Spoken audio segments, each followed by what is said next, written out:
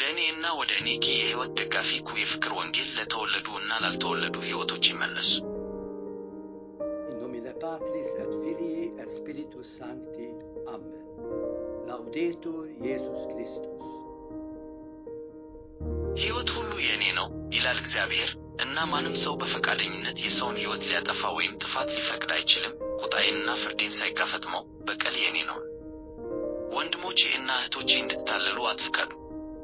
ሰይጣን ኃይልን አይጋራም እና እሱ የሚያደርግ መስሎ ከታየ ከዚያ የሚጠቅሙት ለእሱ ከፍተኛ ክፍያ መክፈል አለባቸው በሰው ነፍስ። ቬሪታቲስ ሚሲዮ ከአራተኛው ክፍለ ዘመን በኋላ የዲያብሎስንና የአረማውያንን ክውራስን መከላከል የሚለውን ቃል ለክርስቲያኖች ያተረጎመውን ካቴኪዝም ለማረም ምንም ኃይል የለውም። ይህ ቃል በእውነቱ አደጋን ለማስወገድ ወይም ለማዞር የሁሉም እንስሳት አይነተኛ ንቃተ ህሊና የሌለውን ምላሽ ይሰይማል። አሁን ግን በዓለም ላይ ላሉት ሁከቶች ሁሉ የውሸት ከማጽደቅ ብቻ ሳይሆን ስፍር ቁጥር ለሌላቸው የሰው ነፍሳት ገዳይ ወጥመድም ሆኗል።